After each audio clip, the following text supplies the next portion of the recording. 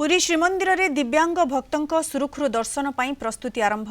श्रीमंदिर मुख्य प्रशासक अरविंद पाढ़ी अध्यक्षतार बसिथिबा गुरुत्वपूर्ण बैठक में एने आलोचना होईछि। दिव्यांग भक्तों जगह दर्शन पर कमिटी गठन होइथिबा बेले खूब शीघ्र मार्गदर्शिका आसिबो बोली स्थिर होईछि। दिव्यांग भक्तों पर उत्तर द्वार रे रैंप व्यवस्था होईछि, किंतु किभଳି भाबरे जाय दर्शन करिवे से नहीं निष्कर्ष बाहरिनी। एहाको खूब शीघ्र व्यवस्थित कराजिबो। दिव्यांग भक्तों भावावेग को दृष्टि रखी खूब शीघ्र सेमानकर सहज और श्रृंखलित दर्शन उपरे गुरुत्व देछि श्रीमंदिर प्रशासन। सेबडे खूब शीघ्र नाटमंडप रे दिव्यांग भक्त माने मध्य धाड़ी दर्शन व्यवस्था रे महाप्रभुंक दर्शन करि परिबे। तेबे दिव्यांग भक्त माने श्रीमंदिर भितर को जिबे किभଳି ताकु नै उठिछि प्रश्न।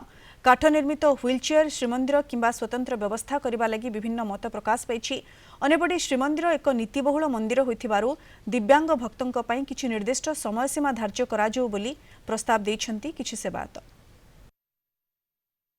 जेते दिव्यांग साधारण दिव्यांग अच्छु जगन्नाथ को दर्शन करने को से वंचित होचु।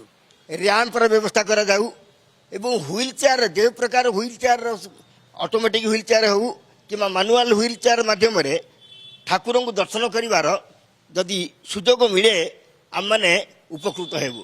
आम भिड़े भी जावा संभव न श्रीमंदिर भितर, तेणु सुगम दर्शन कर व्यवस्था कर दि जाए निश्चित भाव में भल हम। केवल व्हील चेयर जाऊ आम कहूने यही व्हील चेयर जाऊ जहाँ रही सिस्टम आम से सिस्टम जावाक चाहूँ। या मीटिंग हो दिव्यांग केमिति जिबे उत्तर द्वार रैंप व्यवस्था होता से रैंप ना बर्तमान को सरकार गाइडलाइन अच्छी बहुत डेरी है तो आमर उत्तर द्वार पटे व्यवस्था अच्छे किंतु मझे बहुत दिन बंद है जिते जल्दी कार्यकारी करा दर्शन सुव्यवस्था कर चीफ एडमिनिस्ट्रेटर लेवल गोटे मीटिंग से विभिन्न एस्पेक्ट डिस्कस जो थे कि रैंप प्रोविजन केमती रहिबो ता छड़ा आमर केमिति भितर को जिबे व्हील चेयर केते बाट पर्यंत अलाउ हबो ता छड़ा को समय रे अलाउ याकु नै गोटे डिटेल एसओपी आमे रेडी करूछु खूब शीघ्र ताकू आमे प्लानिंग करिबा।